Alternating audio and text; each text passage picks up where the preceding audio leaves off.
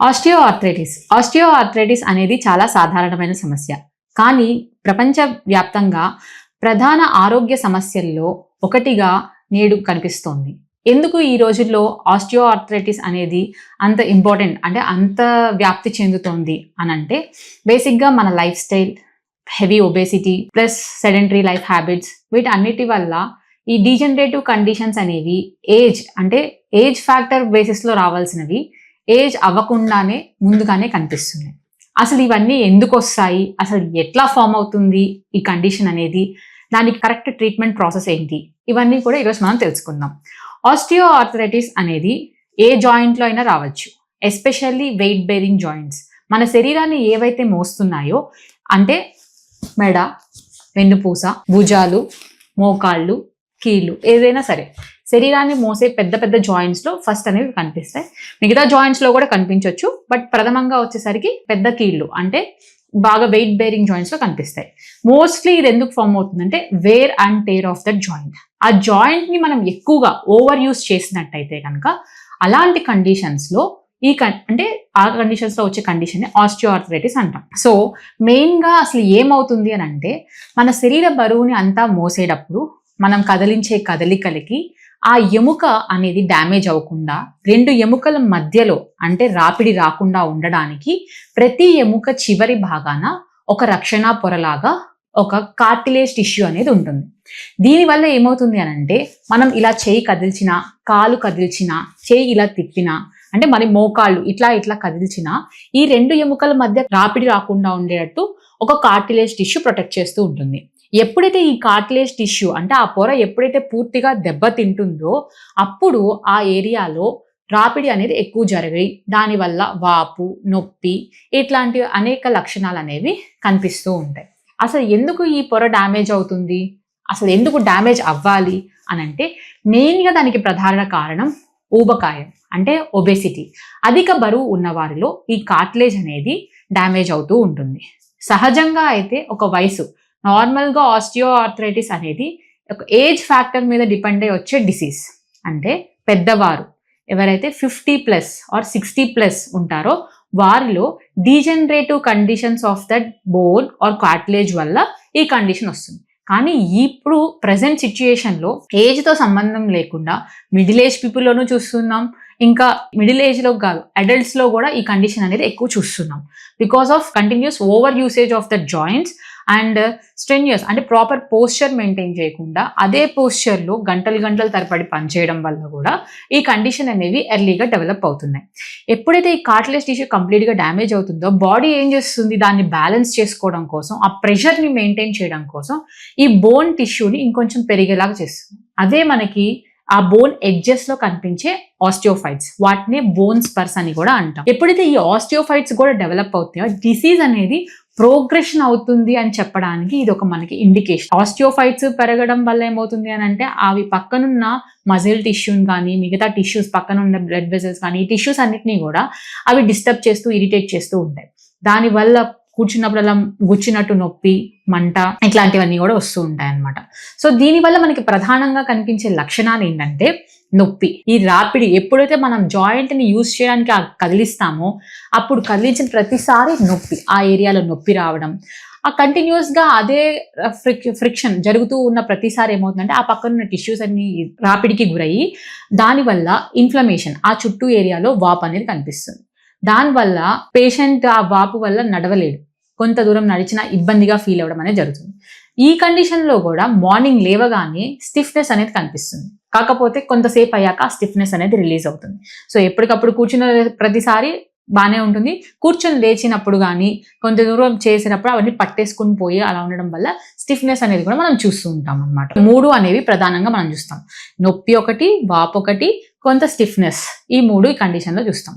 దాని తర్వాత అసలు ఈ కండిషన్ని ఎలా మనం ఏ వయసు వారిలో చూస్తాము అనేది యాక్చువల్గా అయితే ఇంతకుముందు 60+ ఉండేది, లేకపోతే 50+ ఉండేది. ఇప్పుడైతే ముందు వయసు వారిలోనే చూస్తున్నాం. ఇది ఇంకొకటి వచ్చేసరికి పరంగా చూస్తే లేడీస్లో ఎక్కువ వచ్చే ఛాన్సెస్ ఎక్కువ ఉంటాయి. ఎందుకు లేడీస్లో ఎక్కువ వస్తుంది అని అంటే ఇది actually age factor related disease కాబట్టి ఒక 50+ వచ్చేసరికి లేడీస్ అనే వాళ్ళు మెనోపాజ్ లోకి ఎంటర్ అవుతారు. మెనోపాజ్ లోకి ఎంటర్ అయినప్పుడు ఏంటంటే బాడీలో కాల్షియం రిజర్వ్స్ అనేవి తగ్గిపోతాయి. కాల్షియం మెటబాలిజం అంతా కూడా రివర్స్ అవుతుంది. సో కాల్షియం కంటెంట్ తక్కువ ఉండడం వల్ల కూడా డీజనరేషన్ ప్రాబ్లం వచ్చి ఆ విధంగా డిసీజ్ అనేది డెవలప్ అవుతూ ఉంటుంది. సో ఆ బేసిస్ మీద లేడీస్ లో ఎక్కువ వస్తుంది అని చెప్పడం జరిగింది. కానీ ఎవరైతే ఒబేస్ గా ఉంటారు, బాగా హెవీ ఓవర్ వెయిట్ గా ఉన్న వాళ్ళలో కూడా ఏమవుతుందంటే ఈ జాయింట్స్ అనేవి ఓవర్ గా స్ట్రెయిన్ అయిపోవడం వల్ల కూడా కార్టిలేజ్ టిష్యూ డ్యామేజ్ అయ్యి ఈ కండిషన్ రావడానికి ఛాన్సెస్ ఉంటాయి అన్నమాట. సో ఇవి మెయిన్ గా దాని సైన్స్ సింటమ్స్ ఏ ఏజ్ వారిలో వస్తాయి, ఏ జెండర్లో ఎక్కువ వస్తాయి అని చెప్పొచ్చు. మరి ఇప్పుడు ఇలా కండిషన్ వచ్చిన తర్వాత ఇప్పుడు దానికి ట్రీట్మెంట్ ఏం చేసుకోవాలి అనే దానికైతే బయట ఏం చెప్తాను, మోస్ట్లీ మనకి weight bearing joint knee joint ఎక్కువ చెప్తూ ఉంటారు. మిగతా జాయింట్స్ కూడా ఎఫెక్ట్ అవుతూ ఉంటాయి, బట్ కామన్ గా నీ కంప్లైంట్స్ ఎక్కువ చెప్తూ ఉంటారు. దీనికి వెంటనే నొప్పి అనగానే నీ రిప్లేస్మెంట్ చేసుకోండి, అది చేసుకోండి అని చెప్పి సర్జరీ వరకు ప్రిఫర్ చేస్తూ ఉంటారు. బట్ దీంట్లో కూడా కొన్ని స్టేజెస్ ఉంటాయండి. 4 స్టేజెస్ ఉంటాయి మనకి. Stage 1, stage 2, stage 3, stage 4. Stage 1లో వచ్చేసరికి జస్ట్ మనకి పెయిన్ ఒకటే తెలుస్తూ ఉంటుంది. స్టేజ్ 2లో వచ్చేసరికి కొంత ఇన్ఫ్లమేషన్, దాంతో పాటు కొంచెం స్లైట్ క్రాక్లింగ్ సౌండ్ లాగా, అంటే 2 ఎముకలు రాపిడి వల్ల ఏమవుతుందంటే అవి లేచి మనం ఇలా కూర్చున్నప్పుడు కానీ ఎముకల్ని కదిలించినప్పుడు, ఆ జాయింట్ని కదిలించినప్పుడు కట్ మని శబ్దం అనిపిస్తుంది. దానికి క్రెపిటస్ అంటాం. ఇవి కనిపిస్తుంటాయి. థర్డ్ స్టేజ్లోకి వచ్చేసరికి మనకి ఆస్టియోఫైట్స్ కూడా ఫార్మేషన్ అయ్యి కనిపిస్తాయి. ఇంకా కంప్లీట్ గా వచ్చేసరికి ఆ 4th స్టేజ్లో ఆ జాయింట్ స్పేస్ అనేది కంప్లీట్ గా కనిపించదు. 2 ఎముకలు దగ్గరకు వచ్చేసి అతుక్కుపోయినట్టు అలా దగ్గరకు వచ్చినట్టు మనకి ఎక్స్రేలో కనిపిస్తూ ఉంటుంది. ఇవి 4 దశలు అనమాట. ఈ 4 దశల్లో మనకి ట్రీట్మెంట్ అనేది మరీ కంప్లీట్ ఫైనల్ స్టేజ్ వచ్చేసి అతుక్కుపోయాయి అని అంటే అలాంటి కండిషన్స్ లో మనం సర్జరీ చేయించుకుంటే ఏమైనా యూజ్ ఉంటుంది. కానీ మిగతా అసలు కొంచెం వాపు, కొంత ఆస్టియోఫైట్స్ ఇట్లా ఉన్నప్పుడే మనం సర్జరీ దాకా వెళ్లాల్సిన అవసరం లేదు. దానికి మనం ప్రాపర్ గా తీసుకుంటే కొన్ని ప్రివెంటివ్ మెజర్స్ తో తగ్గించుకోవచ్చు, కొంత ట్రీట్మెంట్ పరంగా తీసుకెళ్తే ఈ రెండింటిని కంబైన్డ్ గా తీసుకెళ్తే కనుక మనం ట్రీట్మెంట్ అంటే మనకి ఇంప్రూవ్మెంట్ అనేది చాలా బాగా ఫాస్ట్ గా కనిపిస్తుంది. సో ట్రీట్మెంట్ పరంగా వచ్చేసరికి according to the science and symptoms, అంటే ఆ వ్యక్తికి ఉన్న లక్షణాలు, బాధల్ని బట్టి మనం ట్రీట్మెంట్ అనేది ఇవ్వచ్చు. సో కమింగ్ టు హోమియోపతి అనేది ఆస్టియో ఆర్థరైటిస్ కండిషన్స్ లో చాలా బాగా వర్క్ చేస్తుందండి. ఎందుకనంటే ఆ డిసీజ్ డీజనరేషన్ ప్రోగ్రెషన్ ఉంటుంది కదా, ఆ ప్రోగ్రెషన్ ని మనం ముందు ఆపగలిగితే నెక్స్ట్ స్టేజ్ లోకి వెళ్లకుండా ఉంటుంది. సో అక్కడే మనం పేషెంట్ కి సగం హెల్ప్ చేసినట్టు. సో ప్రాపర్ గా సరైన టైంలో మనం ప్రాపర్ ట్రీట్మెంట్ ఇస్తే డిసీజ్ ప్రోగ్రెషన్ ని ఆపవచ్చు. ప్రస్తుతం పేషెంట్ ఏ నొప్పులతో అయితే, ఏ వాపు కానీ నొప్పు కానీ లేకపోతే నడవడానికి ఇబ్బంది పడుతున్నారో అట్లాంటి సిమ్టమ్స్ ఏవైతే ఉన్నాయో ఆ లక్షణాలన్నిటికీ కూడా మనం త్వరితంగా, అంటే చాలా తక్కువ టైంలో చాలా ఫాస్ట్ రిలీఫ్ ని మనం ఇవ్వచ్చు, ఎటువంటి సైడ్ ఎఫెక్ట్ లేకుండా అలా ఇవ్వచ్చు. నెక్స్ట్ తర్వాత వచ్చేసరికి మిగతా జాయింట్స్ కూడా అంటే త్వరగా అరిగిపోకుండా ఉండేటట్టు కూడా మనం వాళ్ళకి ట్రీట్మెంట్ ఇవ్వచ్చు. సో యాజ్ ఎ హోల్ గా పేషెంట్ కండిషన్, అతని యొక్క కాన్స్టిట్యూషన్, తర్వాత ఫర్దర్ ప్రోగ్రెషన్ అవ్వకుండా వీటన్నిటిని బేస్ చేసుకొని మనం ట్రీట్మెంట్ అనేది హోమియోపతిలో ఇవ్వడం జరుగుతుంది. ఎప్పుడైతే మనం ఇట్లా ఇస్తామో patient will be in safe hands, అటు ఎటువంటి సైడ్ ఎఫెక్ట్స్ ఉండవు. దాంతో పాటుగా ఫర్దర్ గా అతను చేయాల్సిన పనులు అంటే ప్రివెన్షన్ రాకుండా ఉండడానికి కొన్ని పద్ధతులు ఉంటాయి. వచ్చిన తర్వాత దాన్ని ఇంకా పెరగకుండా ఉండడానికి కూడా అతను లేకపోతే వాళ్ళు చేసుకోవాల్సిన కొన్ని టిప్స్ కూడా ఉంటాయండి.